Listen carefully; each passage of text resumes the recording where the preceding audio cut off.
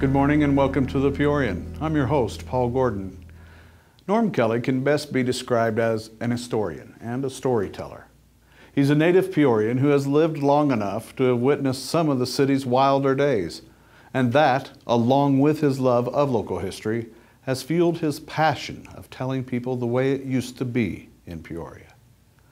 His reputation as a storyteller is such that Norm, a retired private investigator, recently drew standing room only crowds to a series of presentations he gave at the Peoria Public Library's North Branch.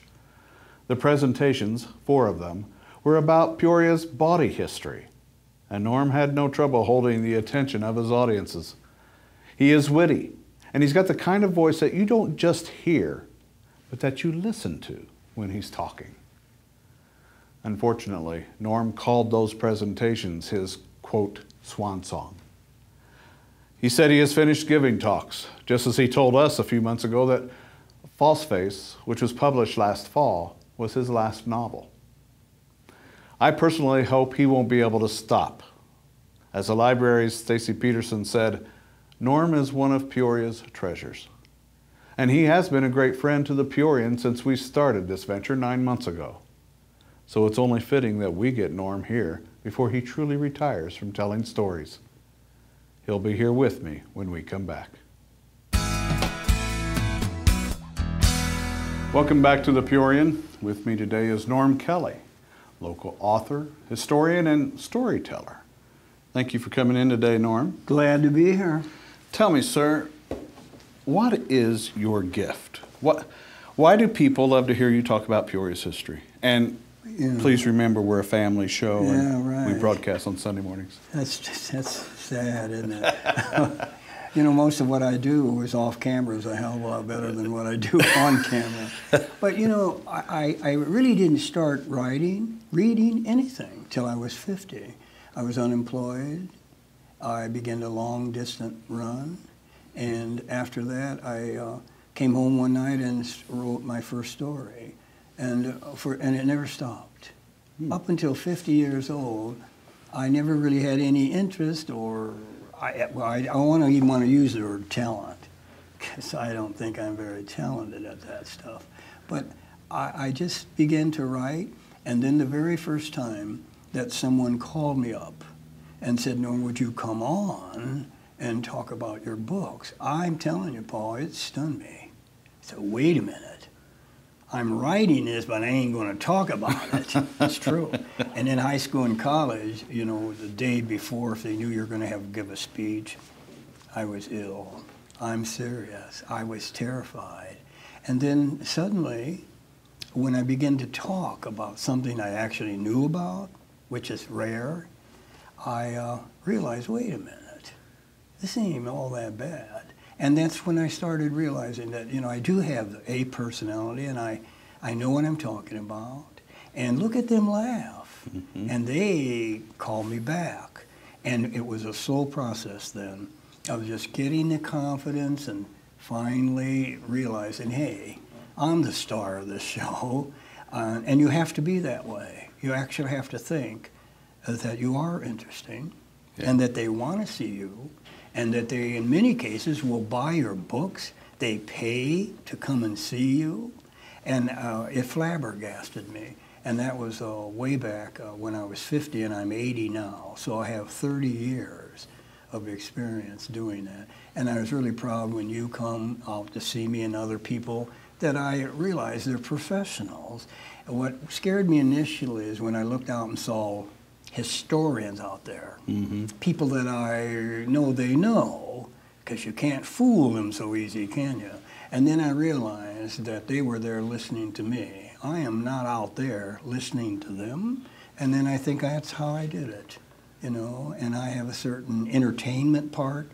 I'm a different person in the classroom when I teach, and I entertain her more when you saw me, I don't think about the jokes, but I would love to be able to tell them, to get the people laughing in the beginning. So I don't really know how it started. I just know it was a long process. Now that I'm pretty good at it, I'm almost too damn old to do it. It's true. How would you describe your style? Or would you pin a certain style to the way you talk? I have never seen anybody like me. I haven't.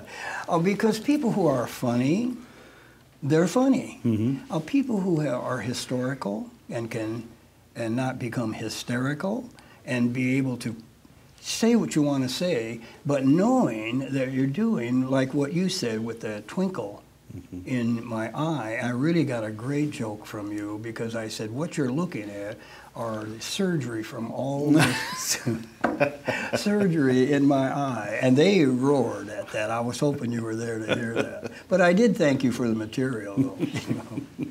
Well, I did notice when I came to the one talk that you didn't have note cards. No. You didn't have it. It's just the knowledge. I don't know why. I don't know where my keys are right now. And yet, I can start in 1828 and go for maybe 4 or 5 hours. I can do it. I can make up things. I think I was kind of like a thief when I was a little kid. Right. And I was a conniver. And I loved to cut school. And I loved to just flat out lie to you. And I think that has something to do with the ability to ad lib. I think so. Because I can pretty much make up anything quickly. And I love doing that. And I've been challenged many times just to sample would just have someone call you up and give you 3 words. Mm-hmm. And then you stand and stare and then quickly try to do 3 minutes. And at age 80, I can still do that. And I do it a lot, and people are always kidding me about my wonderful memory. You ought to follow me around the typical day. You wonder if I have a memory at all. But it really, when you write and when you talk and when you try to entertain and teach, you know, you would think it would be confusing, but if I do it and I know why I'm coming here, you get it? I know why. Okay. When we come back, I'm going to ask Norm about his personal favorite local crime stories, as well as what his background is. Please stay tuned.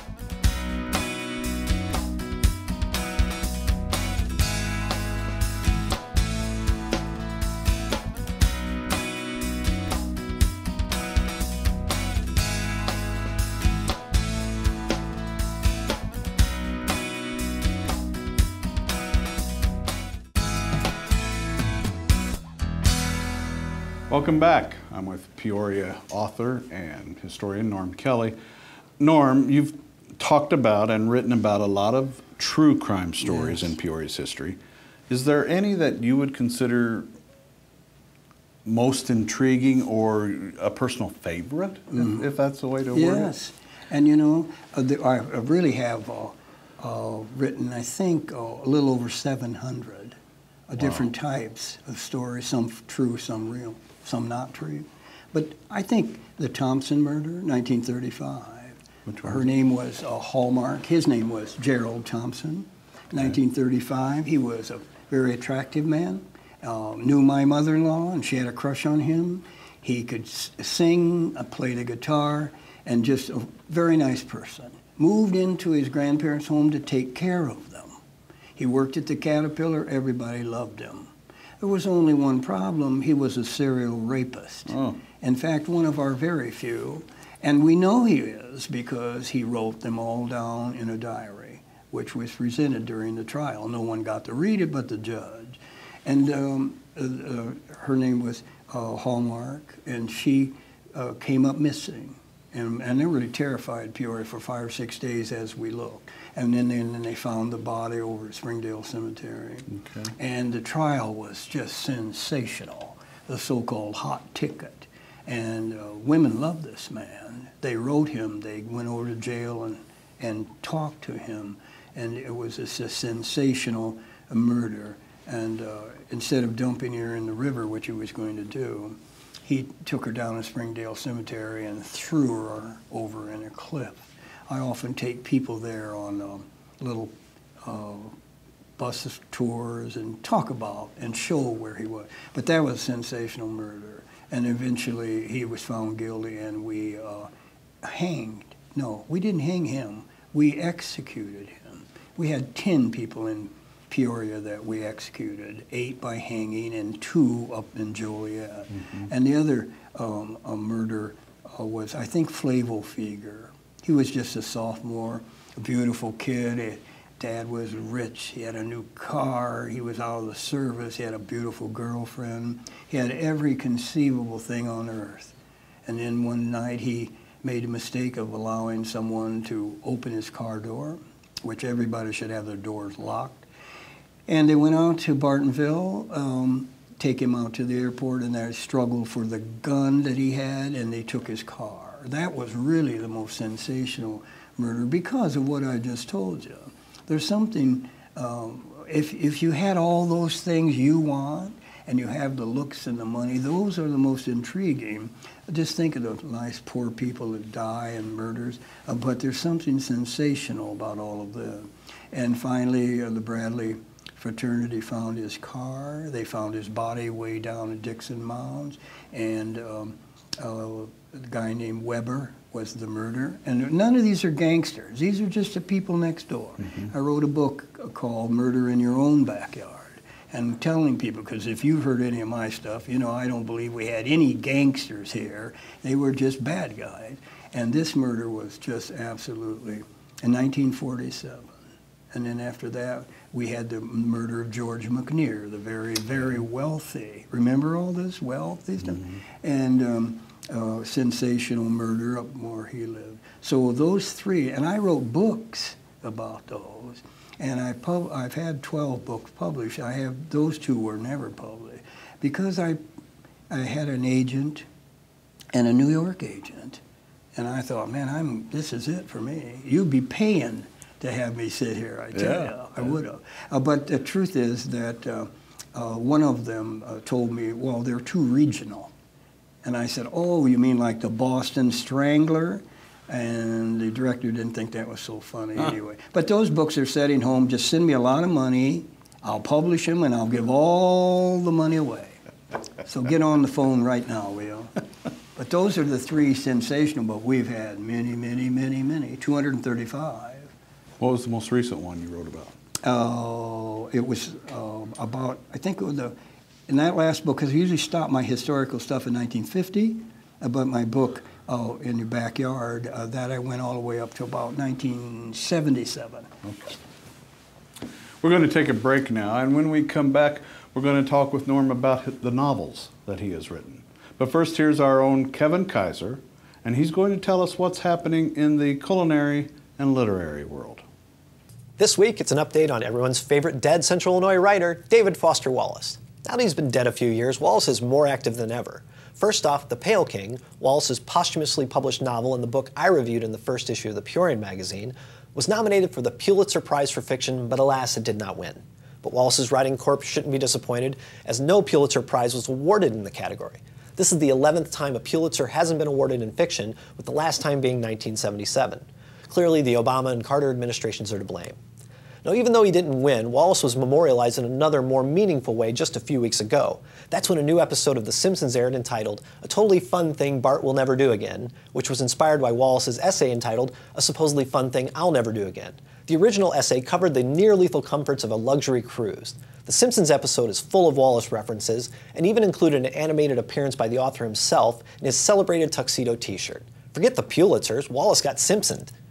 And lastly, a new book that takes a critical look at his work was just published by the University of Iowa Press called The Legacy of David Foster Wallace. In this sweeping portrait of Wallace's writing, the book gathers scholarship by critics alongside remembrances by many of his writer friends, who include some of the world's most influential authors like Don DeLillo, Jonathan Franzen, and David Eggers. The book uncovers all kinds of interesting tidbits about the author, including the fact that researchers discovered over 300 books that Wallace himself annotated from cover to cover. That's insane/incredible. But it just goes to show that Wallace was no ordinary writer, and why many consider him to be the greatest writer of his generation. Not bad for a kid from downstate Illinois. So there's a quick update on all things David Foster Wallace, dead but still as active as ever. Now, back to work.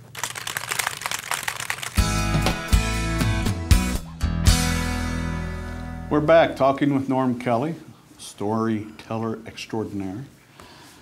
Norm, how many novels have you written through the years? There would be maybe almost 100. Isn't that incredible? I can't even imagine. Novels? Full-length novels? Full length, some shorter, Okay. some long, and hundreds of stories. And so someone said, well, Norm, how do you do that? And I said, well, you see this short story? I just make it longer. Okay. That's all I do. Just make it longer. And that's what I've done. I really love to do short stories, and then I love to make you wonder if they're true or they're false. The last two that I wrote were not true, and I said to the editor, these are fiction. And he said, well, you're the only one that's going to know it. And I don't know if that's fair or not, but I don't care, right? A writer only wants people to read what they did. But I started out with one called Murder in Familiar Places, and it was short stories that I'd done and put them in a little booklet form, and they were illustrated, and you could buy those for 99 cents. No one ever did, but they were for sale. And so we put them in a book. I think they may be the best thing I've ever done. Isn't that weird? The very first thing, because the plots were so unique, in my opinion. Yeah. I've had 5 of those titles stolen. People used them. I had one called Diet. What was the name of that one? Deadly Diet. And I know that's been used. But I think that was my most fun. And then I just I just write constantly. And at 80, I'm serious. I think, you're 80. You know, one day you're going to get up and you're going to say, how old are you again? When you get to be 80, and you know all your friends and most of your family are gone, you know you're 80. And I'm telling you that it affects my thinking and how I do things and why I want my stuff on the internet. I want every historical thing I've ever done available to you. It's on the library, it's on my blog, and I really push the people to get them on there, because I want this. Who else is writing it? Some of the history I read around here, I not only get irritated, I laugh out loud. And you've seen me in person. I'm not afraid. I don't mention their names, but I'm not afraid to attack their facts. Yeah. They're wonderful writers, but I don't want them printing this stuff about Bernie Shelton and all that phony stuff that makes me think all they're doing, they're only going back a couple of years and reprinting, perpetuating the myths. That's what they're doing. And I want to call him up and say, have you ever read anything that I've done? How about reading some of that? And then you can go ahead and steal it, because I stole it. Every historian is a thief. Don't ever let anybody fool you. We don't make this stuff up. We steal it. And we take it from the original writers. That's where we get it. Now, your fiction pieces, do you base them all on true stories? Yeah, a lot of them. Which do you enjoy doing more, fiction or nonfiction? You know what I want? I want truth and fiction. I want it mixed, and I just want to write about true crime. And if I don't like what I see in the real thing, then I just make it up. But everyone knows my historical stuff from the phony stuff. And believe me, they would much rather read my fiction. I've been told that by many, many people. I just wrote one called Ride, Billy Boy Ride, based on everybody I know. I grew up in El Vista. Everything, every word in there is absolute truth, and it's phony. And I love when my people from El Vista write me and said, Norm, I don't remember that. I won't tell you what I write back and tell them. But it's fiction, and I love to combine those. Okay. But when I tell you a story like Exposition Gardens, I go way back to the very beginning. Everything in there is a total, absolute fact. And I enjoy people coming up who are older people and saying, you know, Norm, I remember that. And I really appreciate you writing about that. And some people, I get wonderful emails, a lot of great questions. I help the library help them, and I help writers. I like to write about writers. I've written, last 4 stories I've written were writers in Peoria no one's ever heard about. now they know them, and I like doing that, you know. No one ever did that for me, Paul, I can tell you. But I think it's fun to do. Are you really going to retire? Yeah. Why? By retire, I don't want to appear in an entertainment thing, do you know what I mean? Which you saw me. That's pure, basic entertainment. Yes, and you were very good at it. But now I'm going to teach at ICC in August. Okay. So if you want to see me, it's only on prohibition. It's a 2-hour course. You have to pay for this, and that's what I want you to come out there and ask me questions. Okay. There you go. Thanks for being Hey, here. thanks. Glad to have you. I hope you've enjoyed today's program and getting to know Norm Kelly a little bit better. Remember that you can see this and other episodes of The Peorian in their entirety on our website, thepeorian.com. And tune in next week when we talk about the new Riverfront Museum, which is just months from completion. That'll be on WHOI at 8 a.m. next Sunday.